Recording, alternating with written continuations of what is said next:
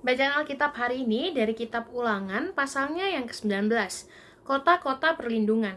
Apabila Tuhan Allahmu sudah melenyapkan bangsa-bangsa yang negerinya diberikan kepadamu oleh Tuhan Allahmu, dan engkau sudah menduduki daerah mereka, dan diam di kota-kota dan rumah-rumah mereka, maka engkau harus mengkhususkan 3 kota di dalam negeri yang diberikan Tuhan Allahmu kepadamu untuk diduduki.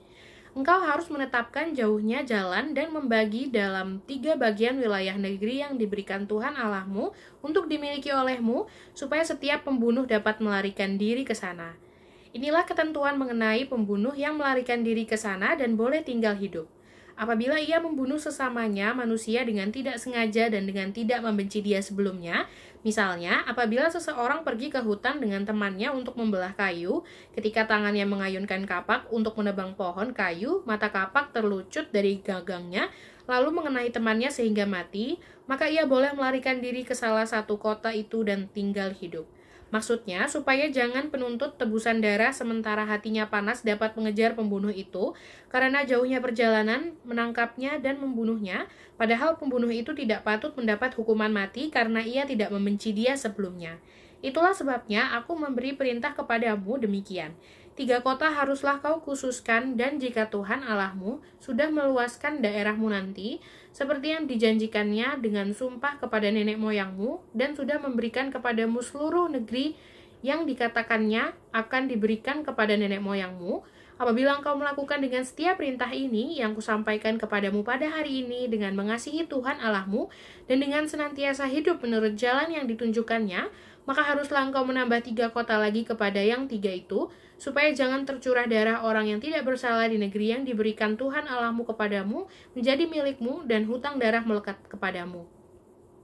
Tetapi apabila seseorang membenci sesamanya manusia dan dengan bersembunyi menantikan dia, lalu bangun menyerang dan memukul dia sehingga mati, kemudian melarikan diri ke salah satu kota itu, maka haruslah para tua-tua kotanya menyuruh mengambil dia dari sana dan menyerahkan dia kepada penuntut tebusan darah supaya ia mati dibunuh. Janganlah engkau merasa sayang kepadanya. Demikianlah harus kau hapuskan darah orang yang tidak bersalah dari antara orang Israel, supaya baik keadaanmu. Larangan menggeser batas tanah. Janganlah menggeser batas tanah sesamamu yang telah ditetapkan oleh orang-orang dahulu di dalam milik pusaka yang akan kau miliki di negeri yang diberikan Tuhan Allahmu kepadamu untuk menjadi milikmu. Dari hal saksi. 1 orang saksi saja tidak dapat menggugat seseorang mengenai perkara kesalahan apapun atau dosa apapun yang mungkin dilakukannya. Baru atas keterangan 2 atau 3 orang saksi perkara itu tidak disangsikan. Apabila seorang saksi jahat menggugat seseorang untuk menuduh dia mengenai suatu pelanggaran, maka kedua orang yang mempunyai perkara itu haruslah berdiri di hadapan Tuhan, di hadapan imam-imam dan hakim-hakim yang ada pada waktu itu. Maka hakim-hakim itu harus memeriksanya baik-baik, dan apabila ternyata bahwa saksi itu seorang saksi dusta dan bahwa ia telah memberi tuduhan dusta terhadap saudaranya, maka kamu harus memperlakukannya sebagaimana ia bermaksud memperlakukan saudaranya.